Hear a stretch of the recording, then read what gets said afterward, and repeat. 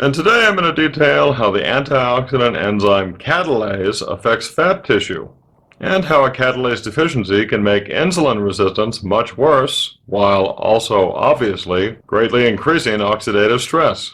But before we get to that, it's important that you first understand the pathogenesis of obesity. The prevalence of obesity and the progression of the hypertension, atherosclerosis, and type 2 diabetes that accompanies it stem from chronic low-grade inflammation in fat tissue. Inflammation is promoted or resolved by immune cells called macrophages, which polarize into either M1 or M2, depending on environmental stimuli.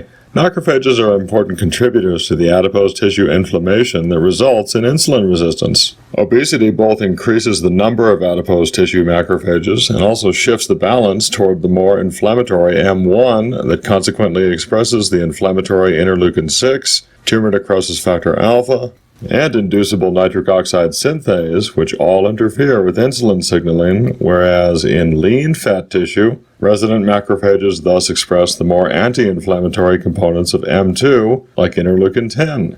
Additionally, excess glucose and fatty acids in obese adipose tissue can impair mitochondrial respiratory capacity, resulting in excessive oxidative stress, and this oxidative stress then accelerates insulin resistance, promotes the development of metabolic disorders, and drives adipose tissue macrophages toward promoting greater inflammation.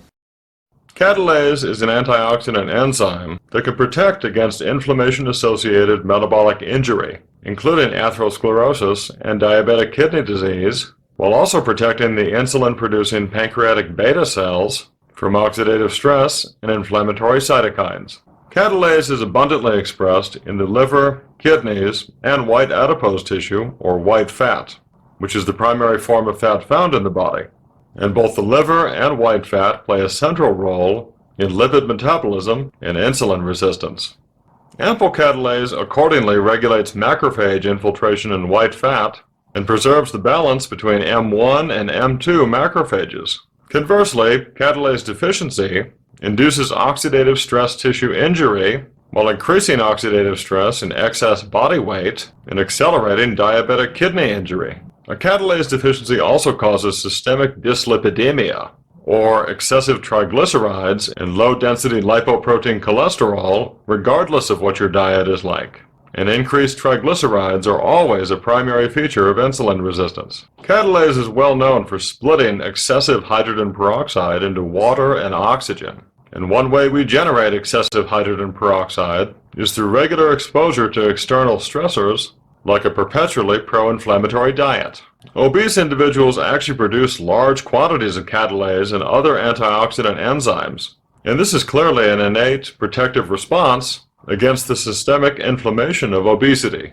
But such chronic low-grade inflammation can greatly exceed catalase production, and the combination of catalase deficiency and a high-fat diet leads to significantly increased markers of insulin resistance. Consistent catalase production, however, improves glucose tolerance and insulin sensitivity even in already obese individuals, because catalase reduces the liver and white fat oxidative stress that drives the insulin resistance.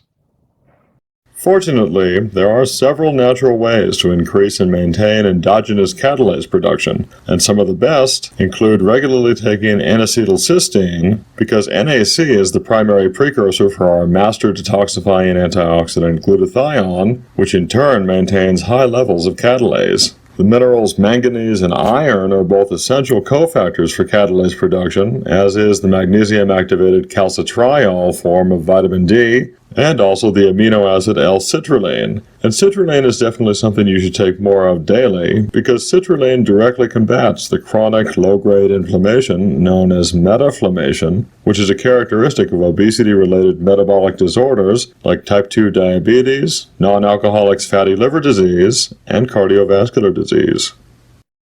I hope you now understand how maintaining optimal ample catalase production can guard against the systemic inflammation that defines obesity. And while we do find small amounts of catalase in all natural foods, it's far better to enhance your body's own natural production of catalase through regularly taking these specific nutrients.